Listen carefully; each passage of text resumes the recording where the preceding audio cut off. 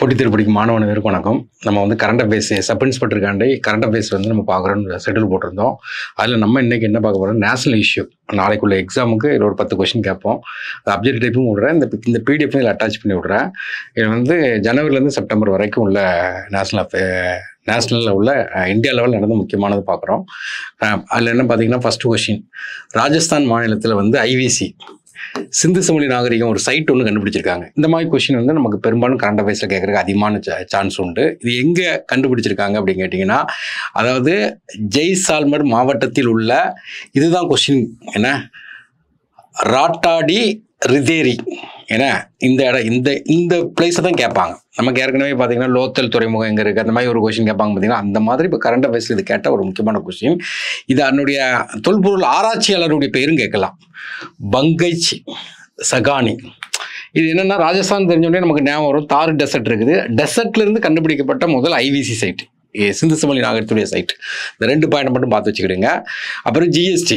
இப்போ ஜிஎஸ்டிங்கிறது நமக்கு தெரியும், நமக்கு எப்போ கொண்டு வந்தாங்கன்னா ஜூலை 1, 2017 மிட் நைட்டில் கொண்டு வர்றாங்க. அதுக்கு முன்னக்கூட்டி என்ன இருந்துச்சு கேட்டிங்கன்னா, வேல்யூ ஆடட் டேக்ஸ்ன்றது வேட்னு ஒன்று இருந்துச்சு, அதை ரீப்ளேஸ் பண்ணி தான் இதை கொண்டு வர்றாங்க. இப்போ அதனுடைய ரீஃபார்மேஷனில் 2.0ன்னு சொல்லிட்டு இப்போ 2வது கொண்டு வராங்க, ஜிஎஸ்டி 2.0 அப்படின்னு சொல்லிட்டு கொண்டு வராங்க. என்னைக்கு டேட்டில் கொண்டு வராங்கன்னா, செப்டம்பர் 22 வந்து இதை கொண்டு வர்றாங்க. இது எப்போன்னு கேட்டிங்கன்னா, செப்டம்பருக்கு முந்தின மாதம் ஆகஸ்ட் 15 நம்மளுடைய பிரைம் மினிஸ்டர் வந்து சுதந்திர தின உரை வாசித்துட்டு இருக்கும்போது இதை வந்து அனௌன்ஸ் பண்ணார், ரீஃபார்ம் வந்து அனௌன்ஸ் பண்ணார். இது வந்து தீபாவளிக்கு பெரிய ஒரு மாற்றத்தை உண்டு பண்ணும் அப்படின்னு சொல்லுவாங்க. அதுக்கப்புறம் பார்த்தீங்கன்னா ஜிஎஸ்டி கவுன்சில் நடக்கும். 56th ஜிஎஸ்டி கவுன்சில் வந்து நம்மளுடைய ஃபினான்ஸ் மினிஸ்டர் தலைமையில், நிர்மலா சீதாராமன் தலைமையில் நடக்கும்போது இதை வந்து அங்கீகரிப்பாங்க. இப்போ பழைய ஜிஎஸ்டிக்கு இப்போ உள்ள ஜிஎஸ்டிக்கு என்ன வித்தியாசம்னு பார்த்தீங்கன்னா, பழைய ஜிஎஸ்டி பொறுத்த வரைக்கும் பார்த்தீங்கன்னா 4 வகையான டேக்ஸ் இருக்கும். 5% ஒன்று இருக்கும், 12% ஒன்று இருக்கும், 18% ஒன்று இருக்கும், 28% இருக்கும். இப்போ இதெல்லாம் எடுத்துட்டு ஒன்லி 2 கேட்டகரியில் கொண்டு வராங்க. என்ன கேட்டகரி கொண்டு வராங்கன்னா, 5% ஒன்று, 18% ஒன்று. 5% ஒன்று, 18% கொண்டு வராங்க. இது போக புதுசாக சின் டேக்ஸ்னு ஒன்று கொண்டு வராங்க. சின்னுன்னா என்னென்னா, பாவம் செய்கிறது, இந்த புகையில சாப்பிட்றது, சீரட்டு, அந்த மாதிரி இடத்துக்குலாம் டேக்ஸ் வந்து 40% போடுறாங்க. இது புதுசாக கொண்டு வந்திருக்காங்க. இப்போ இதில் நம்ம கவனிக்கிறது, ரீஃபார்ம் வந்து எப்போ வந்துச்சுன்னு கேட்கலாம். செப்டம்பர் 22 வருது.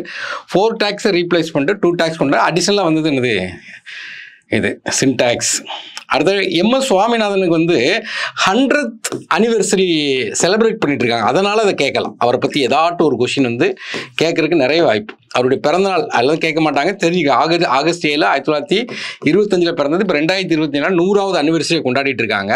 அப்போ அவரை பற்றி ஏதாட்டும் ஒரு கொஸ்டின் கேட்கலாம். இப்போ கூட ரீசெண்டாக கரண்ட் அஃபேர்ஸில் எம்எஸ் சுவாமிநாதன் அப்படிங்கிற ஒரு பேரில் ஃபுட் பிரைஸ், உணவு பரிசு அப்படின்னு சொல்லிட்டு புதுசாக 2025 அறிமுகப்படுத்தி இதை வந்து அடிலே அப்படின்னு நைஜீரியாவை சார்ந்த ஒருத்தருக்கு வந்து ஒரு ப்ரொபோசருக்கு கொடுத்துருக்காங்க.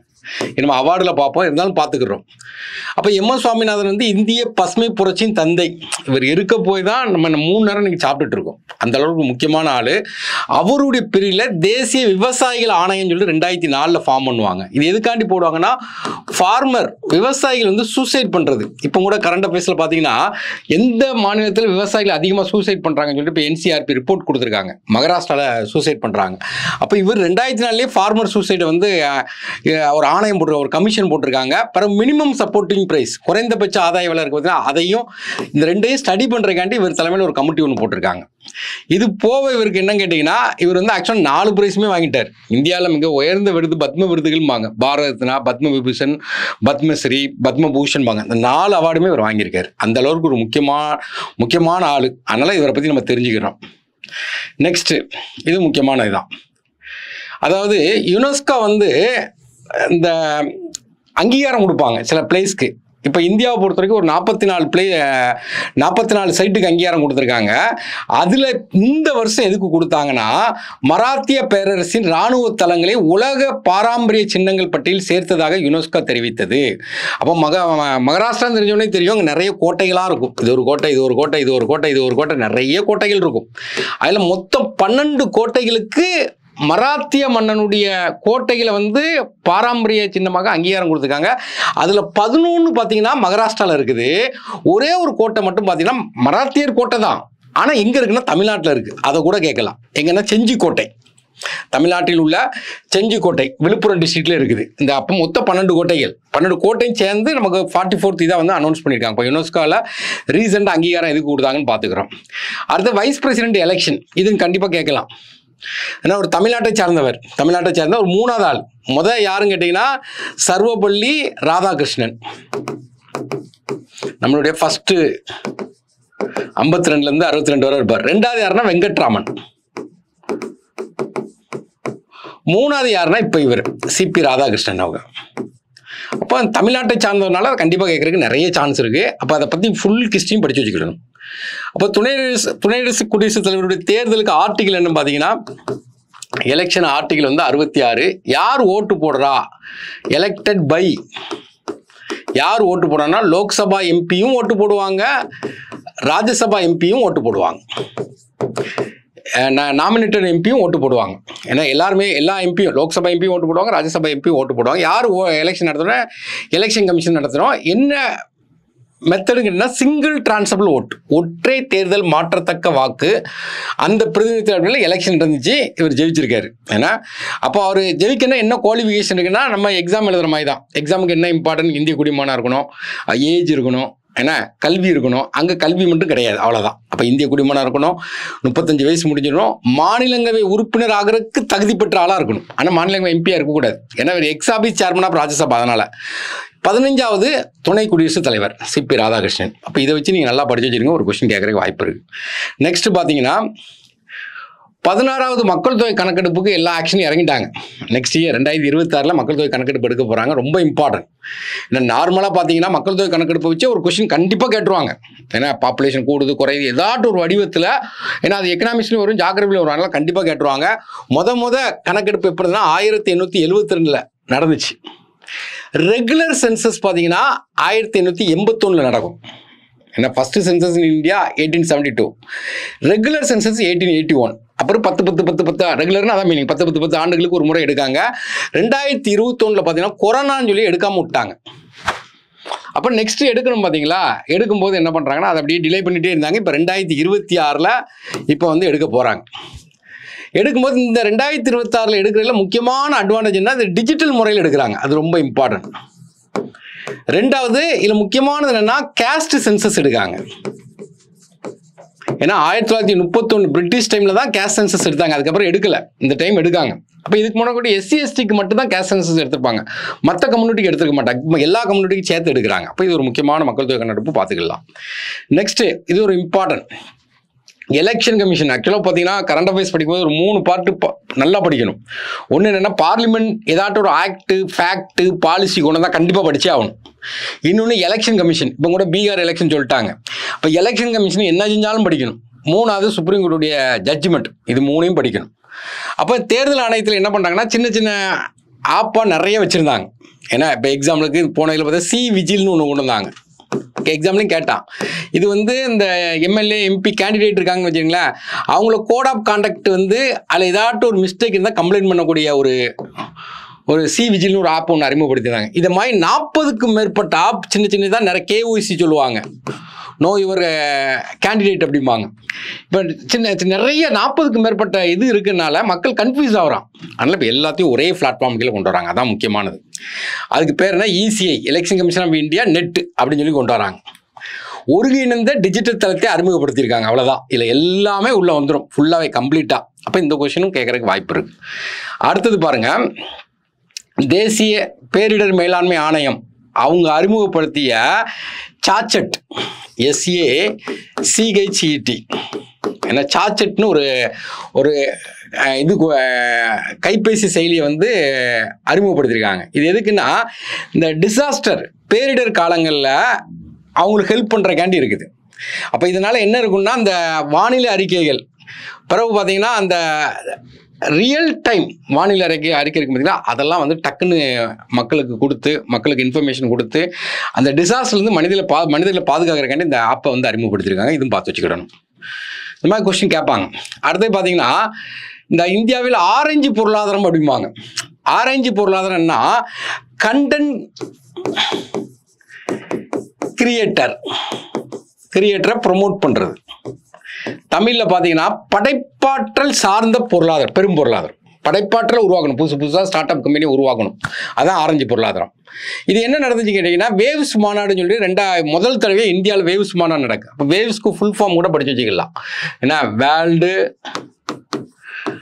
Audio visual entertainment submit. இந்த வருஷம் பார்த்தீங்கன்னா இந்தியாவில் வச்சு நடந்துச்சு ஃபர்ஸ்ட் டைம். தமிழில் பார்த்தீங்கன்னா இசை, திரைப்படங்கள், உணவு, விளையாட்டு மற்றும் இயங்குமிடம் ஆகியவற்றை உள்ளடக்கிய படைப்பாற்றல் சார்ந்த பெரும் பொருளாதாரம், அதான் ஆரஞ்சு எக்கனாமி. இதை வந்து டெவலப் பண்ணணும்னு சொல்லிட்டு கொண்டு வராங்க. இப்போ ஒரு $30 பில்லியன் வந்து இதுக்குன்னு டெவலப் பண்ணணும் அப்படின்னு சொல்லி கொண்டு வராங்க. அடுத்தது பார்த்தீங்கன்னா one nation one rural bank அப்படிம்பாங்க. இப்போ என்ன சொல்கிறாங்க கேட்டிங்கன்னா, நார்மலாக ரூரல் பேங்க்னா கிராம பேங்க் அப்படிம்பாங்க. இப்போ தமிழ்நாட்டில் பார்த்தீங்கன்னா முந்தி இருந்தது பார்த்தீங்கன்னா பாண்டியன் கிராம வங்கின்னு இருக்கும், பல்லவன் கிராம வங்கின்னு இருக்கும். இந்த ரெண்டையும் பார்த்தீங்கன்னா 2019 மெர்ஜ் பண்ணி தமிழ்நாடு கிராம வங்கின்னு பேரை மாற்றிட்டாங்க. அப்போ தமிழ்நாட்டை பொறுத்தவரைக்கும் 2 பேங்க் இருந்து ஒரு பேங்க் ஆகிட்டா. இதே மாதிரி இந்தியா முழுவதும் 43 பேங்க் இருக்கிறத இவங்க எத்தனை பேங்கை மாற்றுறாங்கன்னா 28 பேங்கை மாற்றுறாங்க. ஏன் 28னா மொத்தம் 28 மாநிலம் இருக்குது, ஒரு மாநிலத்துக்கு ஒரு வங்கி அப்படிங்கிற ஒரு கான்செப்டை உள்ளே கொண்டு வர்றாங்க. இதுக்கு ரெக்கமெண்ட் பண்ண கமிட்டி என்னன்னா வியாஸ் கமிட்டி. இவன் தான் அதை இன்டகிரேட் பண்ண சொல்கிறான். ஏன்னா இப்போ வந்து செலவுகளை குறைத்து செயல்திறனை அதிகரிக்கும் மொத்தமுள்ள 43 பிராந்திய வங்கிகளை 28ஆக குறைக்க வேண்டும் அப்படின்னு சொல்லிட்டு இந்த திட்டத்தை கொண்டு வராங்க. நமக்கு ஆர்ஆர்பிங்கிறத பார்த்து வச்சுக்கணும். இப்போ தமிழ்நாட்டை பொறுத்த வரைக்கும் பாண்டியன் பேங்க், இந்த பாண்டியன் பேங்க்ங்கிறது யாருடைய சபார்டினேட்னு கேட்டிங்கன்னா ஐஓபி. பல்லவன் பேங்க்ங்கிறது இந்தியன் பேங்க், அவங்க தான் ஸ்பான்சர் பேங்க். இப்போ ரெண்டையும் சேர்த்தா தமிழ்நாடு ஊரக வங்கின்னு கொடுத்தாங்க. இது எங்கே ஹெட் குவார்ட்டர்ஸ் இருக்குன்னா சேலத்தில் இருக்குது. அப்போ ஆர்ஆர்பி பேங்குங்கிறது இந்தியாவில் ஆக்சுவலாக பேங்குங்கிறது எப்படி இருந்ததுன்னு கேட்டிங்கன்னா சிட்டியில் மட்டும் வச்சுருந்தாங்க. அப்போ சிட்டியில் உள்ளவங்க மட்டும் இந்த பேங்கிங் சர்வீஸை அனுபவிச்சுட்டு இருந்தாங்க. அப்போ ரூரல் பகுதிக்கு பேங்க் வைக்க யாரும் வரமாட்டாங்க. ரூரல் பகுதிக்கும் பேங்க் வரணும்னு சொல்லிட்டு 1975 நரசிம்மன் கமிட்டின்னு ஒரு கமிட்டி போடுவாங்க. இந்த நரசிம்மன் கமிட்டியுடைய ரெக்கமெண்டேஷன் படி தான் 1976 ஒரு 196 பேங்க் ஃபார்ம் பண்ணுவாங்க. இப்போ அப்படி குறைஞ்சி 26 பேங்க் வந்துச்சு. அப்போ இந்த பேங்குடைய கான்செப்ட் என்ன கேட்டிங்கன்னா, ரூரல் பேங்க் வந்து 50% வந்து சென்ட்ரல் கவர்மெண்ட் ஸ்பான்சர், ஒரு 15% வந்து ஸ்டேட் கவர்மெண்ட், 35% வந்து ஸ்பான்சர் பேங்க். இப்போ பார்த்தோம்ல பாண்டியன் பேங்க்னா ஐஓபி ஸ்பான்சரு, இந்தியன் பேங்க்னா பல்லவன் பேங்க்னா இது அந்த மாதிரி ஸ்பான்சர் பேங்க் கொடுப்பாங்க. இப்போ இது கண்டிப்பாக கேட்கக்கூடிய கொஸ்டின்ஸ், வெரி இம்பார்ட்டன்ட். ஏன்னா கெடு வைத்தது ஆளுநருக்கு 30 நாட்கள் முதல், அதாவது 1 மாதத்தில் முதல் 3 மாதங்கள் கால நிர்ணயம். அப்போ ஆளுநரை பற்றி கண்டிப்பாக தெரியணும். இந்த கேஸ் நம்ம பார்த்துக்கணும். இந்த கேஸ் என்ன கேட்டிங்கன்னா, ஸ்டேட் ஆஃப் தமிழ்நாடு இந்த case versus state of governor, Tamil Nadu governor of Tamil Nadu. இந்த கேஸில் ஜட்ஜ்மெண்ட் வந்து தமிழ்நாடுக்கு ஃபேவராக வந்துருச்சு. அதை நல்லா கவனிக்கணும், அதை ஆர்டிக்கிளோட படிக்கணும். ஆர்டிகிள் 200, 201 ரெண்டையும் பார்த்து வச்சுக்கிறணும். அப்போ ஒரு மாநிலத்தில் சட்டப்பேரவையில் ஒரு பில்லு பாஸ் ஆகி கவர்னருக்கு போகுது. அதை கவர்னர் அதுக்கு வந்து ஒப்புதல் கொடுக்கலாம், அல்லது ரீகன்சிடர் பண்ணலாம், திரும்ப அனுப்பலாம், அல்லது வித்ஹோல்டு பண்ணுறோன்னு வச்சுக்கிடுங்க. இது 200. அதே நேரத்தில் எந்த ஒரு பில்லையும் பிரசிடென்ட்டுக்கு ரிசர்வ் பண்ணி அனுப்பலாம். அது 201. பில்லுக்கு ரிசர்வ் பண்ணி அனுப்பலாம் பிரசிடென்ட்டுக்கு. இது ஆளுநருக்கு உள்ள பவர். இதே மாதிரி மத்திய அரசாங்கத்துக்கு பார்த்தீங்கன்னா 101 ஆர்டிகல் பிரசிடென்ட்டுக்குள்ள பவர் இருக்கும். இப்போ நம்ம அதுக்கு போக வேண்டாம். இந்த இடத்துல நம்ம என்ன பண்ணோம்னா, அந்த நாளில் தான் அந்த அந்த மாசத்துல கொடுக்கணுங்காங்க. அப்போ வந்து இப்போ ஆளுநருக்கு ஒரு பில்லு லெஜிஸ்லேச்சரில் பாஸ் ஆகி கவுன்சில் இருந்தால் கவுன்சிலில் பாஸ் ஆகி ஆளுநருக்கு போகும்போது அவங்க என்ன சொல்கிறாங்க கேட்டிங்கன்னா, இந்த இடத்துல ஆளுநருக்கு போகும்போது 200ங்கிற ஆர்டிகிள் படி ஒப்புதல் அளிக்கலாம், மறுபரிசீலனை செய்யலாம், அல்லது வித்ஹோல்டு பண்ணி வச்சுக்கலாம். 201 படி எந்த மசோதாவையும் யாருக்கு அனுப்பிவிடலாம், எவனும் கேள்வி கேட்க முடியாது, பிரசிடென்ட்டுக்கு அனுப்பிவிடலாம். இப்போ அதுக்கு காலக்கெடு வச்சுருக்காங்க. என்ன காலக்கெடு வச்சுருக்காங்கன்னா, ஒரு பில்லு ஆளுநருக்கு போனால் 1 மாதத்துக்குள் முடிவெடுக்க வேண்டும். 1 month, 1 மாசத்துல முடிவெடுக்க வேண்டும். அப்போ அது வரும்போது அதை வந்து பிரசிடென்ட் வித்ஹோல்டு பண்ண போறாரு. அதை வித்ஹோல்டுனா நிறுத்தி வைக்க போறாரு.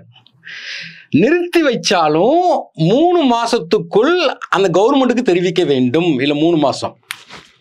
அப்போ ஒரு பில்லு விட்டு போகும்போது அவர் வந்து 1 மாசத்துல முடிவெடுக்க வேண்டும். வித்ஹோல்டு பண்ணா 3 மாசம் தகவல் கண்டிப்பா தெரிவிக்க வேண்டும். குடியரசுத் தலைவருக்கு அனுப்புறதா இருந்தாலும் 3 மாசம் தான் அவருக்கு டைம். 3 மாசத்துக்குள் செயல்படுத்த வேண்டும். மறுபரிசீலனை செஞ்சா என்ன, மறுபரிசீலனை செய்யறாரு ஒரு பில்லு வந்து இப்போ 30% டாக்ஸ் போடுங்க, 20% ஏதோ ஒன்று வகையில் மறுபரிசீலனை செய்யறாங்கன்னா திரும்ப அந்த பில்லு வந்தா 1 மாசத்துல அவர் கையெழுத்து போட்டாகணும். அப்போ எல்லாத்துக்கும் கால இது கொடுக்காங்களா?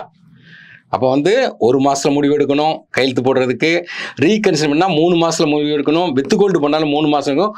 மறுபரிசீலனை பண்ணாங்கன்னா வந்த 1 மாசத்துல முடிவு எடுக்கணும். முக்கியமான இது கேட்கறதுக்கு நிறைய சான்ஸ் இருக்கு. நெக்ஸ்ட் பார்த்தீங்கன்னா யுனெஸ்கோவுடைய ஹெரிடேஜ் லிஸ்ட்ல இந்தியாவுடைய கலாச்சார பாரம்பரியத்தில் ஒன்று பதிவேடாயிருக்கு. அது என்னன்னு சொல்லி பரீட்சையில் கேட்பாங்க. அப்போ வந்து பகவத்கீதை, நாட்டிய சாஸ்திரம். அப்போ நாட்டிய சாஸ்திரங்கிறது பரத முனிவரால் சமஸ்கிருத மொழியில் இயற்றப்பட்டது. இந்த ரெண்டுமே உலக அளவில் கலாச்சார பாரம்பரிய தொன்மைமிக்க ஆவணங்களை பாதுகாக்கணும். யுனெஸ்கோ உலக நினைவு பதிவேடு 93 ஆரம்பிச்சாங்க. அப்போ இதில் இந்த வருஷம் ரீசெண்டாக பகவத்கீதையும் நாட்டிய சாஸ்திரமும் அதில் வந்து ரிஜிஸ்டர் பண்ணியிருக்காங்க. அடுத்து இதுவும் கேட்கலாம். நம்ம ஆளுக்கு இப்போ பார்த்தீங்கன்னா நம்ம இந்தியாவும் பாகிஸ்தானும் ஃபைட் பண்ணாங்க பகல்காம் அட்டாக்கு. அந்த பகல்காம் அட்டாக்கு நெகிழ்ந்த உடனே நம்ம என்ன பண்ணோன்னா சிந்து நதி ஒப்பந்தத்தை கேன்சல் பண்ணுறோம். அவன் என்ன பண்ணுறான், பாகிஸ்தான் என்னன்னா சிம்லா ஒப்பந்தத்தை கேன்சல் பண்ணுறான். அப்போ 2 பேரும் நம்ம லைட்டாக தெரிஞ்சுக்கலாம், ஹிஸ்டாரிக்கலாக கேட்கலாம். அப்போ சிம்லா ஒப்பந்தங்கிறது நமக்கு தெரியணும். சிம்லா ஒப்பந்தங்கிறது ஒரு முக்கியமான ஒப்பந்தம். ஆக்சுவலாக பார்த்தீங்கன்னா இந்தியா இருக்கும்போது இதுதான் நமக்கு பங்களாதேஷ். இப்போ இந்தியா பங்களாதேஷ் வார் வந்து 1971 நடக்குது. அப்போ வந்து பங்களாதேஷ் வார் கிடையாது, இந்தியா பாகிஸ்தான் வார். பாகிஸ்தான்ங்கிறது இங்கே இருக்கு. இதுவும் அப்போ பாகிஸ்தான் தான், இதுவும் பாகிஸ்தான் தான். அப்போ இவங்களுக்குள்ள ஒரு பிரச்சனையில் இந்தியா தலையிடுது. அப்போ அந்த வார் வந்து இந்தியா பாகிஸ்தான் வாராக மாறும்போது பெரிய வாரம் நடக்குது. இந்திரா காந்தி பீரியடில் நடக்குது. வாரில் இந்தியா மிகப்பெரிய வெற்றி. அந்த வெற்றியின் நினைவாக தான் இந்த பாகிஸ்தான் இருந்த பகுதியை பங்களாதேஷ் ஒரு நாட்டை உருவாக்குனதே இந்திரா காந்தி தான். அப்போ ஒரு நாட்டுக்கு இன்னொரு நாட்டுக்கு சண்டை நடக்குது. இப்போ பார்த்தீங்கன்னா இஸ்ரேலுக்கும் நமக்கு யாருக்கு கமாஸ்க்கும் சண்டைக்கும் ஒரு ஒப்பந்தம் போடுவாங்க. அது மாதிரி பார்த்தீங்கன்னா ரஷ்யா உக்ரைனுக்கு ஒரு சண்டை நடக்கணும், ஒப்பந்தம் போடுவாங்க. அப்போ இந்தியா பாகிஸ்தானுக்கு ஒரு ஒப்பந்தம் போட போகிறாங்க. ஒப்பந்தம் போட்டது தான் சிம்லா ஒப்பந்தம். அந்த வாரில் நார்மலாக ஒரு நாட்டுக்கும் இன்னொரு நாட்டுக்கு சண்டை ஏற்படும் போது தேர்ட் பார்ட்டி வேற ஒரு நாட்டில் போய் தான் ஒப்பந்தம் போடுவாங்க. நீங்கள் நல்லா வாட்ச் பண்ணால் தெரியும். ஆனால் இந்த நாட்டை பொறுத்த வரைக்கும் பார்த்தீங்கன்னா இந்தியாவும் பாகிஸ்தான் சண்டை போடுது, இந்தியாவிலேயே அந்த ஒப்பந்தம் போடுறாங்க. அப்போ நம்ம கை எவ்வளோ ஓங்கிருக்குன்னு பாருங்க. அந்த ஒப்பந்தத்துக்கு பேர் தான் சிம்லா ஒப்பந்தம். அந்த சிம்லா ஒப்பந்தத்தில் தான் என்ன கொண்டு வராங்க கேட்டிங்கன்னா லைன் ஆஃப் கண்ட்ரோல். இந்தியா பாகிஸ்தானுக்குள்ள லைன் ஆஃப் கண்ட்ரோலை ஃபிக்ஸ் பண்ணுறாங்க. முக்கியமானது லைன் ஆஃப் கண்ட்ரோலை ஃபிக்ஸ் பண்ணுறாங்க. இப்போ அந்த ஒப்பந்தத்தை வந்து நம்ம என்னெல்லாம் சொன்னோமோ அவன் கேட்டுக்கிட்டான் பாகிஸ்தான். அவன் உடனே இப்போ சண்டை வந்தோடனே சிம்லா ஒப்பந்தத்தை கைவிடப்பட்டது அப்படிங்க. அப்போ சிம்லா ஒப்பந்தத்தை பற்றி தெரியணும். அந்த அதாவது லைன் ஆஃப் கண்ட்ரோலில் மீறுவங்க. இன்டெரக்டாக என்ன சொல்கிறோம், லைன் ஆஃப் கண்ட்ரோலில் மீறுமா. லைன் ஆஃப் கண்ட்ரோல்னா இந்தியா பாகிஸ்தான் பார்டர் லைன். நம்ம தான் முதல்ல சொல்கிறோம் சிந்து நதி ஒப்பந்தம். சிந்து நதிங்கிறது அதுக்கு துணை நதிகள் இருக்குது. ஜீலம், ஜினாப், ராவி, பியா, சட்லைன்னு சொல்லிட்டு 5 நதி இருக்குது. சிந்து ஜத்தா 6 நதி இருக்குது. அப்போ அந்த நதியில் யாருக்கு சொந்தம்? ஏன்னா இந்தியாலையும் ஓடுது, பாகிஸ்தான்லையும் ஓடுது. இப்போ நமக்கு கர்நாடகாவுக்கும் தமிழ்நாட்டுக்கும் காவேரி ரிவர் ஓடுறது மிகப்பெரிய பிரச்சனை உருவாகுது. அப்போ இது 2 நாட்டுக்கு இடையில ஓடும்போது மிகப்பெரிய பிரச்சனை வரும். அப்போ 1960 வேர்ல்டு பேங்க் தான் கொண்டு வரான் இந்த சிந்து நதி ஒப்பந்தத்தை போடுறாங்க. அந்த ஒப்பந்தத்தில் இவங்க என்ன பண்ணுறாங்க கேட்டிங்கன்னா 3 நதி உனக்கு சொந்தம், 3 நதி எனக்கு சொந்தம் அப்படிங்காங்க. அப்படி எப்படி பிரிக்காங்க கேட்டிங்கன்னா வெஸ்ட் ஃப்ளோவிங் ரிவர், மேற்கு நோக்கி பாயும் ஆறுகள் பாகிஸ்தானுக்கு சொந்தம், கிழக்கு நோக்கி பாயும் ஆறுகள் இந்தியாவுக்கு சொந்தம். அப்போ பாகிஸ்தானுக்கு சொந்தமான நதியை நம்ம இப்படி ஞாபகம் வச்சுக்கணும், CJI. நம்ம சீஃப் ஜஸ்டிஸ் ஆஃப் இந்தியான்னு சொல்கிறோம், ஆனால் இந்தியா கிடையாது, பாகிஸ்தான் வச்சுக்கணும். அது என்னென்னா சினாப், ஜீலம், இண்டூஸ். மீதி உள்ள நதி என்ன கேட்டிங்கன்னா SRB. ஏன்னா SRBன்னா என்னென்னா சட்லஜ், ராவி, பியாஸ். அப்போ இந்த 3 நதியும் இவனுக்கு சொந்தம்னு சொல்கிறோம். எல்லாரு பேருமே இந்தியாவில் இருந்தால் பாகிஸ்தானுக்கு போதும். அப்போ சிந்து நதி ஒப்பந்தம் கைவிடப்பட்டதுன்னா இங்கேருந்து தண்ணி அங்கே போகாது, பெரிய வறட்சிக்குள்ளாக போத்தாங்க. அப்போ அந்த ஒப்பந்தத்தை இந்தியா நிப்பாட்டுறாங்க, அவன் இந்த ஒப்பந்தத்தை நிப்பாட்டுறான். அப்போ இந்த மாதிரி கொஸ்டின் வந்து கேட்கலாம், பார்த்து வச்சுக்கிடணும். நெக்ஸ்ட், பசு ஆசாதி இனிஷியேட்டிவ். ஏன்னா கால்நடையில் பார்த்தீங்கன்னா கால்நடை விலங்குகள்லாம் இருக்குது பார்த்தீங்கன்னா அவங்களுக்கு மலிவு விலையில் மருந்துகள் வாங்குறதுக்காண்டி இந்த அமைப்பை கொண்டு வராங்க. பசுங்கிற வார்த்தையை பற்றி பார்த்துக்கலாம். அடுத்து ஆசாதி. இதே மாதிரி பார்த்தீங்கன்னா பிரதான் மந்திரி பாரதிய ஜனாதி பரிஜோதனா அப்படின்னு சொல்லிட்டு இது என்னென்னா இதே மாதிரி இது 2008 கொண்டு வந்தாங்க. பீப்புளுக்கு குறைந்த விலையில் மருந்து கொடுக்கறது மக்களுக்கு, இது கால்நடைகளுக்கு. இது கேட்கலாம். நாட்டில் புலிகள் காப்பகம் 58 கேட்கலாம். இப்போ புலிகள்னாவே எந்த மாநிலத்தில் அதிகமான மத்திய பிரதேசத்தில் அதிகமாக இருப்பாங்க. மத்திய பிரதேசத்தில் தான் மாதவ் புலிகள் காப்பகம் 58வதாக இணைஞ்சிருக்கு. அப்போ மத்திய பிரதேசத்தில் மாதவ் புலிகள் காப்பகத்தோட நாட்டில் எண்ணிக்கை என்ன 58 ஆகிட்டு. இருக்கிறதுலேயே மத்திய பிரதேசத்தில் புலிகள் எண்ணிக்கை அதிகமாக இருக்குது. அதே நேரத்தில் புலிகள் காப்பகமும் 9 காப்பகம் இருக்குது மத்திய பிரதேசத்தில். கங்கை டால்ஃபின். கங்கை டால்ஃபின்ங்கிறது நமக்கு தெரியும். ஏன்னா நம்மளுடைய தேசிய நீர்வாழ் விலங்கு கங்கை டால்ஃபின். கங்கை நதியில் டால்ஃபின் இருக்குது அது. அப்போ அங்கே இப்போ ரீசெண்டாக சென்சஸ் எடுத்தாங்க. அது முக்கியம். சென்சஸ் எடுக்கும்போது உத்தரப்பிரதேசம் சென்சஸ் அதிகம். அதனால் இதை பற்றிலாம் நம்ம பார்க்குறோம். அப்போ இந்தியாவில் காணப்படும் ஒரே நதியில் டால்ஃபின்கள் கங்கை டால்ஃபினில் தான் கணக்கெடுப்பு நடத்துகிறாங்க. மொத்தம் 6327 டால்ஃபின் இருக்குது. இந்த ஆய்வு நடத்துறதுக்கு என்ன டெக்னிக்கல் ஃபாலோ பண்ணாங்கன்னா சவுண்டில் ஹைட்ரோஃபோன் முறையை பயன்படுத்தி இதை ஃபாலோ பண்ணியிருக்காங்க. ஆனால் இது ஆகஸ்ட் 15, 2020 இந்த டால்ஃபினை பாதுகாக்கணும்னு சொல்லிட்டு நம்மளுடைய இண்டிபெண்டன்ஸ் டே அன்னைக்கு நம்ம பிரதமர் அனௌன்ஸ் பண்ணார். இப்போ எப்படி ஜிஎஸ்டிக்கு அனௌன்ஸ் பண்ணால் அதே மாதிரி அதனால் நம்ம டால்ஃபினை பற்றி நல்லா தெரிஞ்சுக்கிறோம். கங்கை ரிவரில் இருக்குது. அதோட சயின்டிஃபிக் நேம் என்னங்கன்னா பிளனடி ஸ்டா கங்கேடிகா. இது இந்த சிவப்பு பட்டியலில் இருக்குது. உத்தரப்பிரதேசில் எண்ணிக்கை அதிகமாக இருக்குது. ஏன்னா இப்போ டால்ஃபினை பாதுகாக்கும் திட்டம் நமக்கு எப்போனா 2020 கொண்டு வந்தாங்க. இதை பார்க்கும்போதே நம்ம என்ன வனவிலங்கு பாதுகாப்பு சட்டம் 1972, காடுகள் பாதுகாப்பு சட்டம் 1980, அடுத்து பார்த்தீங்கன்னா 86 சுற்றுச்சூழல் பாதுகாப்பு சட்டம். இந்த 3மே பார்த்து வச்சுக்கிடணும். நெக்ஸ்ட் இது கேட்கலாம். ஏன்னா ஐஆர்சிடிசி, ஏன்னா ஐஆர்சிடிசி, ஏன்னா ஐஆர்எஃப்சி, இந்த ரெண்டுக்கும் பார்த்தீங்கன்னா நவரத்னா ஸ்டேட்டஸ் கொடுத்துருக்காங்க. ஆக்சுவலாக பார்த்தீங்கன்னா மினி ரத்னா, நவரத்னா, மகாரத்னா அப்படின்னு 3 ஸ்டேட்டஸ் கொடுப்பாங்க. ஏன்னா அப்போ 3 ஸ்டேட்டஸ் எது கொடுக்காங்கன்னா மினி ரத்னா சின்ன நிறுவனம், மகாரத்னா பெரிய நிறுவனம், நவரத்னம் மிகப்பெரிய ஒரு இது. அப்போ அவங்களுக்கு டிரான்சாக்ஷன் பார்த்தீங்கன்னா 1000 கோடி முதலீடு பண்ணலாம். கவர்மெண்ட்டை கேட்காமே முதலீடு. அதில் 15% ப்ராஃபிட் வரைக்கும் அவங்க பாட்டில் அவங்க இன்வெஸ்ட்மெண்ட் பண்ணிகிட்டே இருக்கலாம். அதில் ரயில்வே துறையில் 2 டிபார்ட்மெண்ட்டை இப்போ இணைச்சிருக்காங்க. அப்போ இந்திய ரயில்வேயின் பொதுத்துறை நிறுவனங்களான இந்திய ரயில்வே உணவு வழங்கல் மற்றும் சுற்றுலா நிறுவனம், அதான் ஐஆர்சிடிசி, இந்திய ரயில்வே நிதி நிறுவனம், அதான் ஐஆர்எஃப்சி, இந்த 2க்கு நவரத்னா அந்தஸ்து கொடுத்துருக்காங்க. இது ஒரு முக்கியமான கொஸ்டின். நவரத்னா, மினிரத்னா. இது அடுத்த நாள் டிபி, இந்த காசநோய் ஒழிப்பு பிரச்சாரம் 2025 இந்தியாவில் டிபி எலிமினேஷன் சொல்லி டார்கெட் பண்ணியிருக்காங்க ப்ரோக்ராம். அதுக்கு என்ன பண்ணாங்கன்னா 100 நாள் தீவிரமாக அதை கண்காணிக்காங்க. நெக்ஸ்ட் இந்த நிரந்தர கல்வி கணக்கு, ஆக்சுவலாக அபார் அப்படிம்பாங்க. அபாருக்கு ஃபுல் ஃபார்மே நம்ம படிச்சு வச்சுக்கிடணும். ஏன்னா திடீர்னு கேட்டக்கூடாது. Automated permanent academic account registry. இது என்ன கேட்டிங்கன்னா நம்ம ஒரு ஸ்கூல்லேருந்து இன்னொரு ஸ்கூலுக்கு போகிறோம், காலேஜ்லேருந்து ஒரு காலேஜ் டிசி ட்ரான்ஸ்ஃபர் பண்ணும்போது அதை வாங்கிட்டு போகணும், இதை வாங்கிட்டு போகணும். இதுக்கு ஒரு பேன் கார்டு மாதிரி ஆதார் கார்டுமே உங்களுடைய எஜுகேஷன் சம்மந்தமாக எல்லாமே ரெக்கார்டு பதிஞ்சிருக்கும். உடனே ட்ரான்ஸ்ஃபர் பண்ணுறக்கான இது எந்த அடிப்படையில் வழங்கினா நம்ம தேசிய கல்விக் கொள்கை 2020 இருக்குல்ல, அந்த அதுக்கு கீழே இதை கொண்டு வர்றாங்க. இல்லை இந்த ஆதார் கார்டு மாதிரி இல்லை நமக்கு ஒரு 12 இலக்க நம்பர் கொடுக்குறாங்க. இது எதுக்காண்டி கொடுக்காங்கன்னா கல்வி பதிவில் ஒழுங்குபடுத்தவும், கல்வி நிலைகளுக்கு இடையே மாறுதல்களை எளிதாக்கவும், ஒரு நாடு ஒரு மாணவர் ஐடி அப்படி ஐடி கார்டு அப்படின்னு சொல்லிட்டு கொண்டு வர்றாங்க. இது கேட்கலாம். முதியோர் ஆணையத்தை நிறுவிய முதல் மாநிலம் கேரளா. ஏன்னா இது முக்கியமாக கேட்பாங்க. இது முதியோர் சீனியர் சிட்டிசன்கிறது எத்தனை வயசை சார்ந்த அதிகமானவனா 60 வயசுக்கு அதிகமானவர்கள் சீனியர் சிட்டிசன். இப்போ தமிழ்நாட்டை இது என்ன மாதிரி சொல்லியிருக்காங்கன்னா தமிழ்நாட்டை பொறுத்த வரைக்கும் பார்த்தீங்கன்னா சீனியர் சிட்டிசன் பாலிசி அப்படின்னு சொல்லிட்டு 2023 கொண்டு வந்தாங்க. சீனியர் சிட்டிசன் பாலிசி அப்படின்னு சொல்லிட்டு 2023 கொண்டு வராங்க. இப்போ ரீசெண்டாக பார்த்தீங்கன்னா அன்புச்சோலை மையங்கள்னு ஒன்று கொண்டு வந்திருக்காங்க. சீனியர் சிட்டிசனை பாதுகாக்கிறதுக்கு அன்புச்சோலை மையங்கள். நெக்ஸ்ட் இந்தியாவின் முதல் தேசிய கூட்டுறவு பல்கலைக்கழகம், ரொம்ப இம்பார்ட்டன்ட். நம்முடைய ஹோம் மினிஸ்டருங்கிறது எல்லாருக்குமே தெரியும் யார், அமித்ஷான்னு. அவர் தான் ஆக்சுவலாக கோஆபரேட்டிவ் மினிஸ்டர். அதனால அமித்ஷா ஓப்பன் பண்ணியிருக்கார். அப்போ கூட்டுறவுங்கிறது இந்தியாவில் முத கோஆபரேட்டிவ் என்னன்னு கேட்டிங்கன்னா அமுல், குஜராத்தில் உள்ள ஒரு பால் கூட்டுறவு நிறுவனம் தான். இதை ஆரம்பித்தவர் யாருன்னா திரிபுவன் பட்டேல்.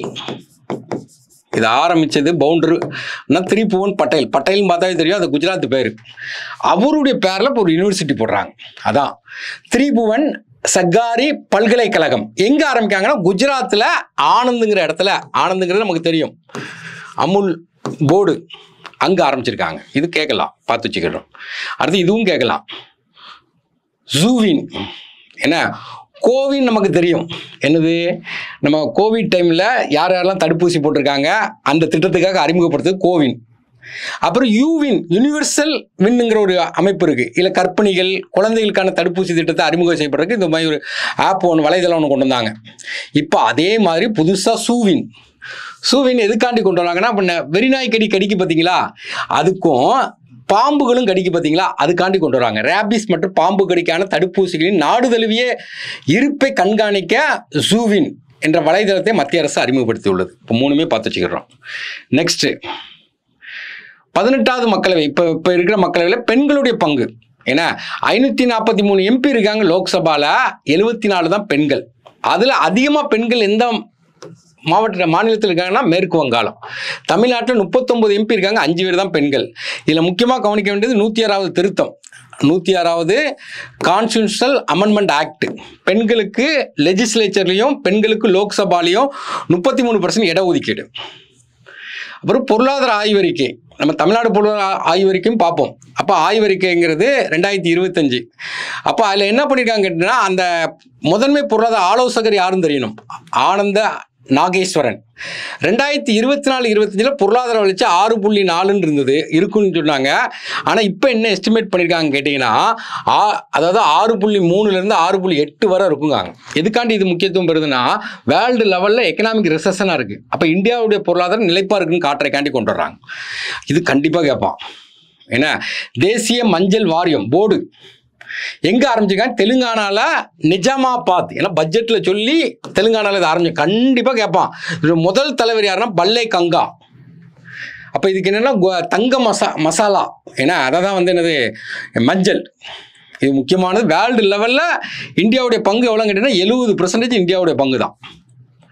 நெக்ஸ்ட்டு அரசு ஊழியர்களுக்கு பார்த்தீங்கன்னா இந்த பே கமிஷன் ஒன்று போடுவாங்க. 8வது பே கமிஷன் போடுறதுக்கு ஒப்புதல் கொடுத்துட்டாங்க. அப்போ 7வது பே கமிஷன் என்னன்னு கேட்டிங்கன்னா யார் தலைமையில் போட்டாங்கன்னா AK நீதிபதி மாத்தூர்.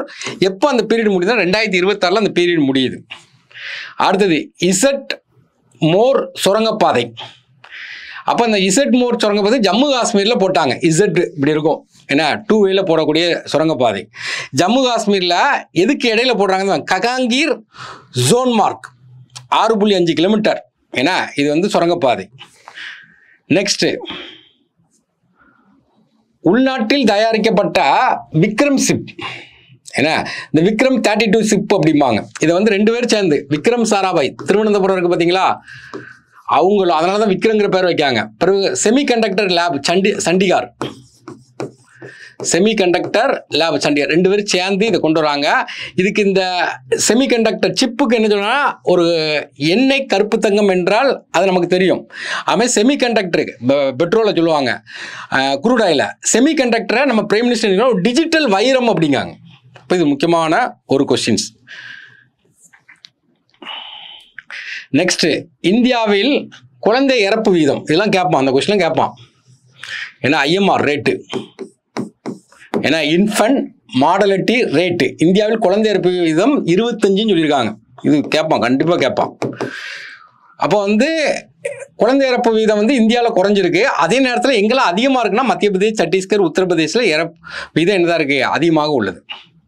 அப்புறம் விளையாட்டுத்துறைக்கு தனி சட்டம் கொண்டு வந்திருக்காங்க. இது கேட்பாங்க கொஸ்டின், தனி சட்டம். அப்போ அதில் என்ன பண்ணுறாங்கன்னா 3 புதிய அமைப்புகள் கொண்டு வராங்க. என்னென்ன அமைப்பு கொண்டு வராங்கன்னா, நேஷனல் ஸ்போர்ட்ஸ் போர்டுன்னு ஒன்று கொண்டு வராங்க, நேஷனல் ஸ்போர்ட்ஸ் ட்ரிபுனல்னு ஒன்று கொண்டு வராங்க, நேஷனல் ஸ்போர்ட்ஸ் எலெக்ஷன் பேனல்னு ஒன்று 3 இது அமைப்பு கொண்டு வராங்க. நெக்ஸ்ட் இந்தியாவுடைய பிறப்பு வீதம், இதுவும் கேட்பான், உறுதியாக கேட்பான். பிறப்பு வீதம் ரொம்ப எல்லா நாட்டிலுமே குறைஞ்சிட்டு போகுது, பயங்கரமாக குறைஞ்சி. ஜப்பானெல்லாம் பயங்கரமாக குறைஞ்சிட்டு, சைனாலாம் குறைஞ்சி போச்சு, இங்கேயும் ரொம்ப குறைஞ்சி. DFR total fertility rate. அப்போ இந்தியாவுடைய டோட்டல் ஃபெர்டிலிட்டி மகப்பேறு விகிதம், இந்தியாவின் மொத்த பிறப்பு வீதம் க்ரூடு பெர்த் ரேட்டு. ஏன்னா 1000 பேருக்கு பிறக்கும் குழந்தைகள் எண்ணிக்கை 2022 19.1 இருக்குது. 2023 18.4 ஆச்சு. கிட்டத்தட்ட 0.7 குறைஞ்சிட்டு. டோட்டல் ஃபர்டிலிட்டி ரேட் வந்து நமக்கு எவ்வளோ இருக்குன்னு கேட்டிங்கன்னா 2.0 2022 இருக்குது. இப்போ எவ்வளோ இருக்குன்னா நமக்கு 1.9 குறைஞ்சி போச்சு. CFR வந்து 25 பீகாரில் பார்த்தீங்கன்னா அதிகமாக இருக்குது க்ரூட் பெர்த் ரேட். அப்போ அதிகமான குழந்தைகள் பிறப்பு வீதம் எங்கே இருக்குன்னா பீகார். குறைந்த 25.9, குறைந்த பிறப்பு வீதம் தமிழ்நாடு 12. ரொம்ப இம்பார்ட்டன்ட். அதே டோட்டல் ஃபர்டிலிட்டி ரேட்டு, ஏன்னா யூனியன் பிரதேசங்களில் அதிகமாக இருக்கிறது வந்து நமக்கு வந்து மாநிலங்களை 2 சேர்த்து பார்க்கும்போது டோட்டல் குழந்தை பிறப்பு வீதம் அதிகமாக இருக்குது எங்கே இருக்குன்னா பீகார். 2 சேர்த்து பார்க்கும். குறைந்தபட்சம் டெல்லி. தமிழ்நாட்டில் டோட்டல் ஃபர்டிலிட்டி ரேட் எவ்வளோன்னு கேட்டிங்கன்னா 1.4, ரொம்ப குறைஞ்சிட்டு. நெக்ஸ்ட், உலகில் முதலாக மூங்கில் எத்தனால் ஆலை. இந்த மூங்கில் எத்தனால் ஆலைன்னு எத்தனால் பிளெண்டிங் பெட்ரோல் அப்படின்னு சொல்லி கொண்டு வராங்க. பெட்ரோல் 80%, எத்தனால் 20% கொண்டு வருவாங்க. ஏன்னா அப்போ இது எதுக்காண்டி கொண்டு வராங்கன்னா, நம்ம வெளிநாட்டிலேருந்து நிறைய ஃபியூல் இம்போர்ட் பண்ணிட்டு இருக்கோம். அந்த ஃபியூல் இம்போர்ட்டை குறைக்கிறக்காண்டி இந்த மாதிரி கொண்டு வருவாங்க. அதில் முதல்ல என்ன பண்ணால் சுகர் கேன் வச்சு எத்தனால் இது பண்ணாங்க. அப்போ அதில் வந்து காஸ்ட் ரொம்ப அதிகமாச்சு. அப்புறம் பார்த்தீங்கன்னா மக்காச்சோளத்தை பயன்படுத்தினாங்க. இப்போ முதல் முறையாக மூங்கில் எங்கன்னா மூங்கில் தெரிஞ்சோன்னா எல்லாரும் தெரியும் அஸ்ஸாமில். அப்போ இந்தியாவில் இதுவரை கரும்பு கழிவுகளிலிருந்தே எத்தனால் தயாரிக்கப்பட்டு வருது. உலக அளவில் முதல் முறையாக அஸ்ஸாம் மாநிலத்திலிருந்து மூங்கிலிருந்து நினைச்சிடும் எத்தனால் தயாரிக்கும். இதுவும் கேட்கலாம் கொஸ்டின்ஸ். அடுத்தது உபரி வருவாய். இப்போ சிஏஜி ரிப்போர்ட் கொடுத்துருக்காங்க, கண்ட்ரோலர் ஆடிட்டர் ஜெனரல். அதில் வருமானம் உபரி வருவாய், அதாவது எப்போவுமே யாராக இருந்தாலும் வரவு எவ்வளோ வந்தாலும் செலவு அதை தாண்டி போகும். ஆனால் உபரி வருமானம் எங்கே இருக்குன்னா உத்தரப்பிரதேசில் இருக்குங்காங்க. செலவை விட வருமானம் அதிகமாக இருக்குங்காங்க. சில மாநிலத்தில் வரவை விட ஏன்னா செலவு அதிகமாக இருக்கும். அது எந்த மாநிலம்னா ஆந்திராவில் தான் அதிகமாக இருக்குது. தமிழ்நாட்டிலையும் பார்த்து வச்சுக்கணும், 2வது இடத்துல இருக்காங்க. 36,215 கோடி சிஏஜி ரிப்போர்ட். அடுத்து இப்போ ரீசெண்டாக போகக்கூடிய பிரச்சனை இந்த பிரச்சனை தான் போயிட்டு இருக்குது. ஏன்னா அப்போ ரீசெண்டாக என்ன பிரச்சனை போகுது அப்படின்னு கேட்டிங்கன்னா, லடாக் ப்ரொட்டஸ்ட் ஏற்கனவே நமக்கு தெரியும். 2022 பார்த்தீங்கன்னா ஸ்ரீலங்காவில் ஒரு பிரச்சனை போச்சு. 2024 பார்த்தீங்கன்னா பங்களாதேஷில் ஒரு பிரச்சனை போச்சு. இப்போ 2025 பார்த்தீங்கன்னா நேபாளில் ஒரு பிரச்சனை போச்சு, ஒரு ப்ரொட்டஸ்ட். அதே மாதிரி இப்போ பார்த்தீங்கன்னா இந்தியாவில் பார்த்தீங்கன்னா லடாக்கில் மட்டும் வந்து ஒரு ப்ரொட்டஸ்ட் போகுது. ஆனால் அவங்க அரெஸ்ட் பண்ணி உள்ளதுக்கு வச்சுட்டாங்க. அப்போ இதை நம்ம நல்லா பார்த்துக்கணும். உறுதியாக கொஸ்டின் கேட்பாங்க. அப்போ லடாக் மக்கள் என்ன டிமாண்ட் பண்ணுறாங்கன்னு நமக்கு தெரியணும். இப்போ ரீசெண்டாக பார்த்தீங்கன்னா இந்த போராட்டத்துக்கு காரணமான ஆளை அரெஸ்ட் பண்ணி ராஜஸ்தானில் ஜோத்பூரில் அரெஸ்ட் பண்ணி வச்சுருக்காங்க. சோனம் வாஞ்ச் சுக்ஸ். இந்த நண்பன் படம் பார்த்துருப்பீங்க, அதில் பேர் யூஸ் பண்ணுவாங்க. அந்த இதுதான். இவரை வந்து என்ன பண்ணுவாங்கன்னா நேஷனல் செக்யூரிட்டி ஆக்ட் 1980 அரெஸ்ட் பண்ணி வச்சுக்கிட்டாங்க. இவர் ஆக்சுவலாக பார்த்தீங்கன்னா 35 நாள் ஹங்கர் ஸ்ட்ரைக் அடிப்பார். இவருக்கு கிட்டத்தட்ட ஒரு காந்தியவாதி மாதிரி, அகிம்சையில் போராடக்கூடிய ஆள், என்விரான்மெண்டலிஸ்ட்டு. ஆனால் 15ஆவது நாளே என்னென்னா கலவரம் வெடிக்க போய் ஒரு அரெஸ்ட் பண்ணி வச்சுட்டாங்க. இப்போ இந்த கலவரத்துக்கு காரணம் என்ன, இது எல்லாத்தையும் பார்க்கணும் நம்ம. அப்போ வந்து நமக்கு தெரியும் 2019 370வது ஆர்டிகிள் ஜம்மு காஷ்மீருக்கு சிறப்பு அந்தஸ்து கொடுத்தாங்க. அதை கேன்சல் பண்ணுறாங்க. 2019 என்ன பண்ணுறாங்கன்னா ஆர்டிகிள் 370யும் 35A அங்கே சொத்துவாங்க ரெண்டுமே நமக்கு என்ன செய்றாங்கன்னா கேன்சல் பண்ணுறாங்க. கேன்சல் பண்ண குட்டி. அப்போ வந்து ஜம்மு காஷ்மீர் லடாக் எல்லாம் சேர்ந்து தான் நமக்கு என்னது ஜம்மு காஷ்மீர். அதில் லடாக்கில் எத்தனை இருப்பாங்கன்னா 4 MLA இருப்பாங்க, ஒரு லோக்சபா MP இருப்பாங்க எலெக்டட், ஒரு ராஜ்யசபா MP இருப்பாங்க. என்ன அப்போ எலெக்டட் மூலம் மக்கள் தேர்ந்தெடுக்கப்பட்டனர். இப்போ பார்த்தீங்கன்னா ஸ்டேட் லெஜிஸ்லேச்சர் வந்து ஜம்மு காஷ்மீரில் இருக்கு, லடாக்கில் இல்லை. ஆனால் 2019 பார்த்தீங்கன்னா அந்த ஒரு மாநிலமாக இருந்த ஜம்மு காஷ்மீரை 2 யூனியன் பிரதேசமாக உடைக்கும் போது லடாக்குக்காரன் என்ன சொன்னால் வெடி போட்டு கொண்டாடினான், பயங்கரமாக கொண்டாடினான், பயங்கர ஹாப்பினஸ். என்ன காரணம் கேட்டிங்கன்னா அந்த ஸ்ரீநகரை ஹெட் குவார்ட்டர்ஸாக வச்சு இவங்க லடாக்குக்கு எந்தவித சலுகையும் கிடைக்க மாட்டேங்குது, அவங்களுக்கே எல்லாமே கிடைக்குன்னு சொல்லிட்டு அவன் அதை வந்து ரொம்ப இது பண்ணான். ஆனால் ரீசெண்டாக பார்த்தீங்கன்னா அந்த மலைவாழ் மக்கள் 79.61% இருக்காங்க. அப்போ இவங்க வந்து என்னங்க கேட்டிங்கன்னா அந்த 6வது அட்டவணை அந்தஸ்தை கேட்காங்க. 6வது அட்டவணை நம்ம பார்ப்போம், தெளிவாக பார்ப்போம். அப்போ இவங்களுடைய டிமாண்ட் என்ன நமக்கு தெரியணும். இவங்களுடைய டிமாண்டு இப்போ எதுக்காண்டி போராட்டம் பண்ணாங்கன்னா இவங்களுக்கு வந்து 6th ஷெட்யூல் 6th ஷெட்யூல் நம்ம ஏற்கனவே தெரியும், ஏடிஎம் ஸ்கொயர் வடகிழக்கு மாநிலங்களுக்கு உள்ள அந்தஸ்து. அப்போ நம்ம கவர்மெண்ட் என்ன சொல்றாங்கன்னா, வடகிழக்கு மாநிலங்களுக்கு அந்தஸ்து தரோம், அவங்களுக்குள்ள அந்தஸ்து உங்களுக்கு தர முடியாதுங்காங்க. அப்போ இந்த 6th ஷெட்யூல் அந்தஸ்து கொடுத்துட்டால், ஏன்னா ஏடிஎம் ஸ்கொயர் அதாவது 6வது அட்டவணை கொடுத்துட்டா ஒரு மாவட்டத்துக்கு வந்து கவுன்சில் இருக்கும், அவங்க தான் முக்கியமான ஆட்களாக இருப்பாங்க. அப்போ அது இது ஒரு இது கேட்காங்க. அப்போ ஒரு லோக்சபா சீட்டு ஒரு சீட்டு தான் இருக்குது. இவங்க இப்போ என்னன்னா லேன்னு ஒரு பகுதிக்கு கேட்காங்க, கார்கில்ங்கிற ஒரு பகுதி கேட்காங்க, 2 சீட்டு கேட்காங்க. அது போக மாநில அந்தஸ்து கேட்காங்க, ஸ்டேட் குட். ஏன்னா இவங்களுடைய இது என்ன கேட்டீங்கன்னா, கவர்மெண்ட் எம்ப்ளாயி அது லடாக்கை சார்ந்தவங்களா இருக்கணும் அப்படி கேட்காங்க, கவர்மெண்ட் சர்வீஸ்ல இருக்கும். அந்த 4 டிமாண்டு கேட்காங்க. அப்போ அந்த 4 டிமாண்டு கேட்கறதுக்கு காரணம் என்ன? இதாங்க காரணம். அப்போ நமக்கு வந்து இப்போ 6th ஷெட்யூலில் உள்ள வந்துட்டாங்கன்னா அங்கே என்ன நடக்கும் அப்படின்னு கேட்டிங்கன்னா, அட்டானமஸ் ஏன்னா டிஸ்ட்ரிக்ட் கவுன்சில்னு ஒன்று வரும். அந்த கவுன்சில் தான் எல்லா முடிவும் எடுப்பாங்க. நம்ம எப்படி ஒரு மாவட்டத்துக்கு கலெக்டர் இம்பார்ட்டண்டாக இருக்காரோ, இந்த இடத்துல போய் சீஃப் மினிஸ்டருக்கு எங்கள் பவர் இருக்காது, எந்த பவருமே இருக்காது, யாருக்குமே பவர் இருக்காது. அப்போ அந்த பவர் அவங்ககிட்ட கேட்குறாங்க.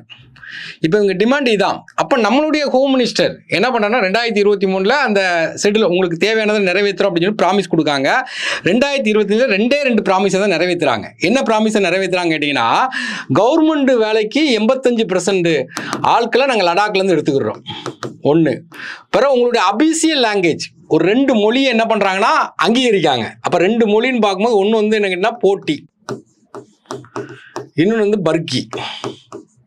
இந்த 2 தான் 2025 சொல்றாங்க. சொன்ன உடனே இவர் என்ன பண்றாருன்னா ஒரு ஹங்கர் ஸ்ட்ரைக் அடிக்காரு. எங்களுக்கு மாநில அந்தஸ்து தாங்க, எங்களை வந்து 6வது அட்டவணையில் இணைங்க. 6வது அட்டவணையில் மலைவாழ் மக்கள் இருக்கக்கூடிய இடம் எங்க ஏரியாவில் பார்த்தீங்கன்னா 79% மலைவாழ் மக்கள் இருக்காங்க. நீங்க அவங்க கூட எங்களை இணைச்சிருங்க. அவங்க கூட எங்களை இணைக்கும் போது அங்க உள்ள எல்லாமே பாதுகாக்கப்படும். அப்போ டூரிஸ்ட்லாம் பாதிக்கப்படும். அப்படி சென்ட்ரல் கவர்மெண்ட் நிறைய ஃபால்ட்டு நிறைய சொன்னாலும் இவங்க எங்களுக்கு 6வது அட்டவணை வேணும்னு சொல்லி ஒரு போராட்டம் பண்ணுறாங்க. போராட்டம் பெரிய லெவலில் போயிடக்கூடாதுன்னு சொல்லிட்டு இவரை வந்து என்ன ஆக்டில் அரெஸ்ட் பண்ணுறாங்கன்னா, நமக்கு நேஷனல் செக்யூரிட்டி ஆக்டில் வந்து இவரை தூக்கி நினைச்சாங்க, அரெஸ்ட் பண்ணி வச்சுக்கிறாங்க. இப்போ இதை வந்து நீங்கள் ஓரளவு பார்த்து வச்சுக்கணும். இது முக்கியமான போராட்டம், லடாக்கில் உள்ள போராட்டம். அப்போ லடாக்கில் அவங்க என்ன டிமாண்டு கேட்காங்க கேட்டிங்கன்னா, 4 வகையான டிமாண்டு கேட்காங்க. 6வது அட்டவணையில் எங்களை இணைச்சிக்கிடுங்காங்க. அடுத்து லோக்சபாவில் 1 சீட் இருக்குது, 2 சீட்டு தாங்க அப்படின்னு கேட்காங்க. மாநில அந்தஸ்து கேட்காங்க. கவர்மெண்ட் எம்ப்ளாயி லடாக் பீப்புளுக்கு மட்டும் தான் கொடுக்கணுங்காங்க. எஸ்ஐக்கு படிக்கிறவங்க நல்லா படிங்க, டெஸ்ட்டை நல்லா யூஸ் பண்ணிக்கிடுங்க. டெஸ்ட் பக்கா டெஸ்ட், ஏன்னா வாரத்துக்கு ஒரு 2 செக்ஷன் வைஸ் ஒரு ஃபுல் டெஸ்ட்டு வந்து நம்மளை அப்படியே சேகரித்து வச்சுக்கிடுங்க. அதை நீங்கள் திரும்ப கடைசியில் அதை தான் ரிவிஷன் விட்டே போகணும். இப்போ நீ யாருன்னு ஒன்று கண்டுபிடிக்க கண்ணாடியை பாருங்கம்பாங்க, அப்படிலாம் பார்க்கக்கூடாது. உங்கள் முன்னாடி யார் இருக்காங்கன்னு பார்க்கணும். முன்னாடி படிக்கிற ஸ்டூடெண்ட், நல்லா படிக்கிற ஸ்டூடெண்ட் கூட எனக்கு உட்காந்து நீங்கள் நினைச்சணும் படிச்சுட்டே இருக்கணும். ஒரு எனர்ஜி, ஒரு பாசிட்டிவ் எனர்ஜி உருவாக்கணும். நம்ம கூட முன்னாடி இருக்க எல்லாருமே பாசிட்டிவ் எனர்ஜியில் உள்ளவங்களா இருக்கணும், படிக்கக்கூடியதாக இருக்கும். அவங்க கூட போய் நீங்கள் சேர்ந்து உட்காந்து படிங்க. ஒரு நல்ல பிளான் நல்லா யூஸ் பண்ணிவிடுங்க. தேங்க்யூ.